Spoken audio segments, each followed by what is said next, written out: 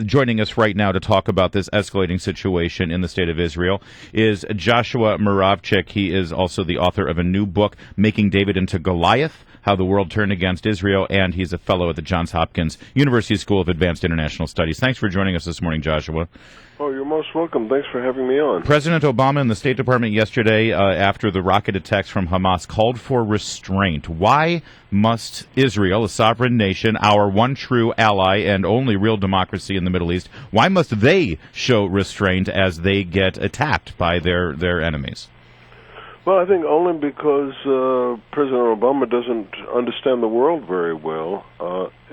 Restraint is really not the point here. The point is that we're having this mini war right now, and it might expand into a large war because of the weakening of Israel's deterrence, its ability to keep Hamas, which is sworn to Israel's destruction, from starting fights because Hamas the way to keep it from starting fights is that it would know that it will get really blasted when and if it does, and you can't possibly do that with a tit-for-tat kind of arrangement. When every time Hamas kills some Israelis, and Israel would try to hit back just at the same level, it just wouldn't work at all as a deterrent against Hamas. So I don't think restraint is what's called for in this situation if the goal is to try to restore the peace.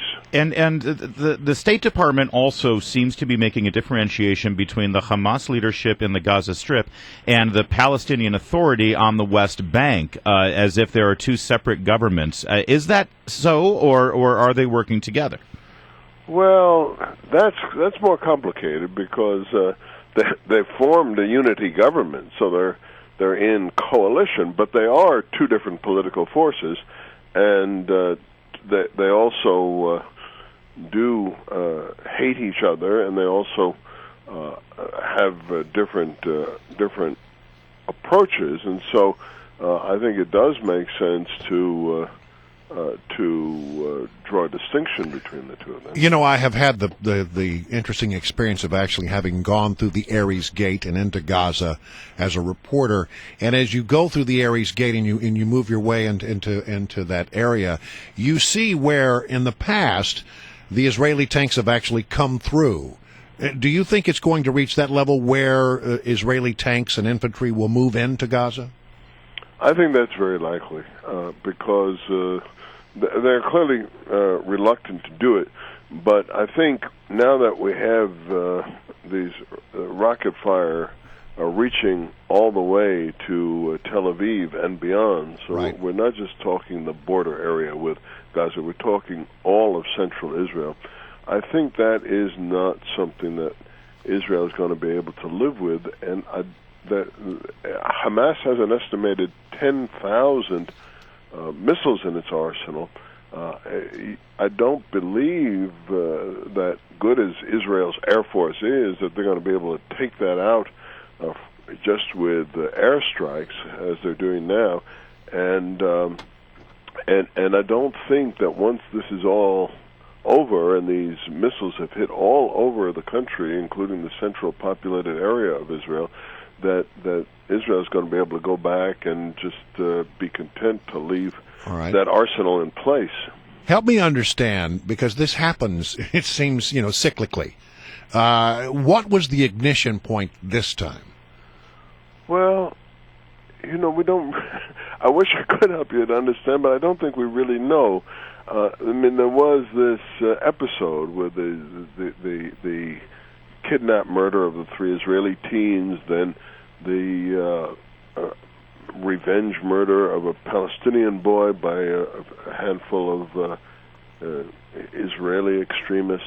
So that kind of built up, but there was an increasing rocket fire coming in from Gaza all throughout that period. So so we don't really know whether this was just something that escalated or whether it was some kind of calculation on the part of Hamas to start this confrontation, perhaps because their own position has been weakening since they're pretty unpopular with the population in Gaza these days, we know, and because they lost their Egyptian patron when President Morsi was pushed out in Egypt. Our guest is Joshua Muravchik. He's a fellow at the Johns Hopkins University School of Advanced International Studies. And your book is titled Making David into Goliath, How the World Turned Against Israel. Let's talk about that for a moment in our final minute here. Is the world against Israel at this point, and shouldn't the United States be trying to right that wrong by changing policies so that we can support that nation? Well, the thing is, once Israel had very widespread global support, that all not only went away, but really reversed until Israel is the most criticized nation in the world today. The United States has been the big exception to this. The United States has been a really strong friend of Israel's and backer of Israel's.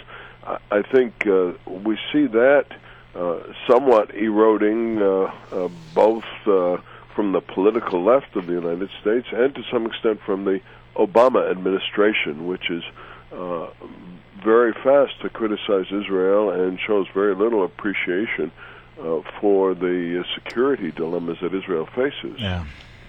It's so frustrating as a United States citizen who was raised under the idea that Israel is our most important ally in the world, and we need to stand by them at times like this. It's so frustrating to see this happening. Joshua Muravchik, thank you so much for joining us today and shedding a little light on it. Greatly appreciated. Oh, thank you guys for giving me the opportunity.